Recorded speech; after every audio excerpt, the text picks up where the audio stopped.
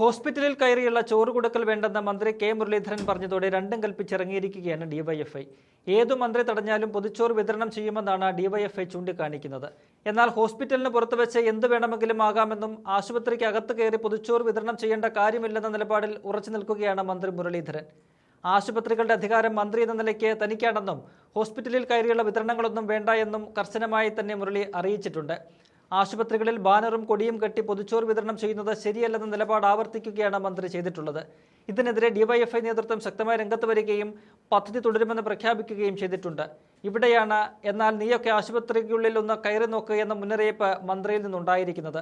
നേരത്തെ മുൻ മന്ത്രി ജി സുധാകരൻ ഈ പദ്ധതിക്കെതിരെ രൂക്ഷമായ വിമർശനം ഉന്നയിച്ചിരുന്നു.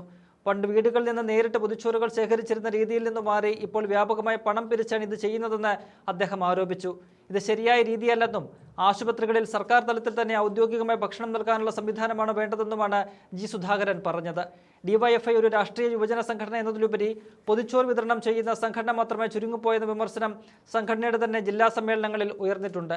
സംഘടനാ പ്രവർത്തനങ്ങൾ ക്യാമറയ്ക്ക് മുന്നിൽ മാത്രം ഒതുങ്ങുന്നുവെന്ന ആക്ഷേപവും ചില കോണുകളിൽ നിന്ന് ഉയർന്നിരുന്നു.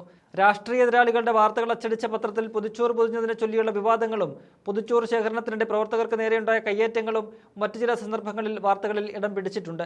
ചുരുക്കത്തിൽ ജനങ്ങളെ സഹായിക്കുന്ന മാതൃകാപരമായ പദ്ധതി എന്ന നിലയിൽ പ്രശംസിക്കപ്പെടുമ്പോഴും വിതരണ രീതിയിലെ രാഷ്ട്രീയവൽക്കരണം, ഫണ്ട് ശേഖരണം, സംഘടനാപരമായ മുൻഗണനകൾ എന്നിവ ഈ പദ്ധതിയെ സംശയത്തിന്റെ മുന്നിൽ നിർത്തുന്നുണ്ട്. കെ മുരളീധരന്റെ വാക്കുകൾ ചേർക്കുന്നുണ്ട്. കണ്ടുനോക്കാം. ഹോസ്പിറ്റലിന്റെ അകത്തുള്ള അധികാരം മന്ത്രിക്കാണ്, ഡിവൈഎഫ്ഐക്കല്ല. പുറത്ത് ചെയ്തോട്ടെ, അകത്ത് ഞങ്ങൾക്ക് ഉത്തരവാദിത്തമുണ്ട്. കൊടുക്കുകയാണെങ്കിൽ പാർട്ടിയുടെ പേരും കൊടിയും വെച്ചിട്ടല്ല. അതിൽ പ്രശ്നമുണ്ട്, തെറ്റാണത്. ഇന്ന് മുതൽ 56 ദിവസം നീണ്ടു നിൽക്കുന്ന വെള്ളസദ്യയാണ് തുടക്കം കുറിക്കുന്നത്. നല്ല രീതിയിൽ അറേഞ്ച്മെൻറ്റ്സ് നടന്നിട്ടുണ്ട്.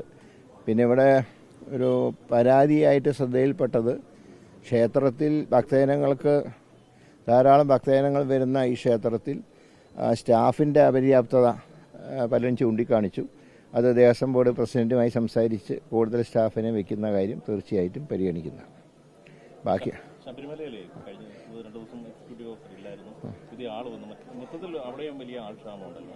ശബരിമലയിൽ ഇപ്പോൾ അത് ഞങ്ങളുടെ ആരെയും നിയന്ത്രണത്തിലല്ല. ഞാൻ മുമ്പ് പറഞ്ഞിട്ടുണ്ട്, അത് കോടതിയാണ് ആൾക്കാരുടെ എണ്ണം തീരുമാനിക്കുന്നത്. ഏതായാലും വരട്ടെ. നമുക്കിപ്പോൾ ഞങ്ങൾ തുടങ്ങിയിട്ടല്ലേ ഉള്ളൂ, 2 മാസമല്ലേ ആയിട്ടുള്ളൂ. നോക്കുക, കാര്യങ്ങളൊക്കെ ഒന്ന്. ദേവസ്വം ബോർഡുകളുടെയും സർക്കാരുകളുടെയും ചുമതലയാണ് ഭക്തന്മാരുടെ താല്പര്യം സംരക്ഷിക്കുക എന്നുള്ളത്. അത് സംരക്ഷിക്കേണ്ട നടപടികൾ സർക്കാരിൻ്റെ ഭാഗത്തുണ്ടാവും. അല്ല, ഞാൻ പറഞ്ഞു, ശബരിമലയുടെ കാര്യത്തിൽ കുറേയൊക്കെ ഫ്രീഡം ഗവൺമെൻറ്റിനും വേണം, ദേവസ്വം ബോർഡിനും വേണം. ആലോചിക്കാം നമുക്ക്. ഏതായാലും കൂടുതൽ ഭക്തജനങ്ങളും സംഘടനകളൊക്കെ ആയിട്ട് ചർച്ച നടത്തിയിട്ട് ഗവൺമെൻറ് തീരുമാനത്തിലെത്തും. ഞാനത് ഏകപക്ഷീയമായിട്ട് പറയുന്നത് ശരിയല്ലല്ലോ, ക്ഷേത്ര കാര്യങ്ങളല്ലേ. ഇപ്പോൾ അത് മറ്റേത് ക്ഷേത്രാചാരങ്ങളും കൂടെ സംരക്ഷിക്കണമല്ലോ. അത് വേണ്ട ആ രംഗത്തുള്ളവരുമായിട്ടൊക്കെ ചർച്ച ചെയ്തിട്ട് വേണം തുടർ നടപടിയിൽ സ്വീകരിക്കാൻ.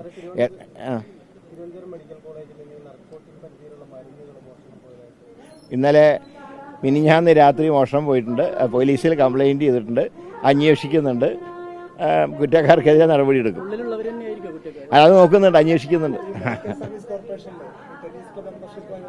അത് ഞാൻ വിശദീകരണം ചോദിച്ചിട്ടുണ്ട്. എന്തുകൊണ്ട് അങ്ങനെ സർക്കാർ ഒരു സ്ഥാപനത്തിൽ മെമ്പർഷിപ്പ് എടുക്കാൻ പാടില്ല, അത് തെറ്റാണ്. അത് പുനഃപരിശോധിക്കും. റിപ്പോർട്ട് ആവശ്യപ്പെട്ടിട്ടുണ്ട്, അതനുസരിച്ച് ഉടനെ ആക്ഷൻ ഉണ്ടാവും. ഞാൻ ഹോസ്പിറ്റലിൻ്റെ അകത്തുള്ള അധികാരം മന്ത്രിക്കാണ്, ഡിവൈഎഫ്ഐക്കല്ല. പുറത്ത് ചെയ്തോട്ടെ, അകത്ത് ഞങ്ങൾക്ക് ഉത്തരവാദിത്തമുണ്ട്. അതുകൊണ്ട് കമ്മ്യൂണിറ്റി കിച്ചൺ ഞങ്ങൾ ആദ്യഘട്ടം ആലപ്പുഴ, മറ്റ് സ്ഥലങ്ങളിലേക്കും ഞങ്ങൾ ചില സന്നദ്ധ സംഘടനകളായിട്ട് ചർച്ച നടത്തുന്നുണ്ട്. അതനുസരിച്ച് തീരുമാനമെടുക്കും. ഒരു കാരണവശാലും ഹോസ്പിറ്റൽ വളപ്പിൽ ആരും കയറാൻ സമ്മതിക്കില്ല, ഒരു പാർട്ടീനെയും. അവിടെ രാഷ്ട്രീയ പ്രവർത്തനം അതിന്റെ അകത്ത് വേണ്ട, പുറത്തുനിന്ന് എന്ത് വേണമെങ്കിലും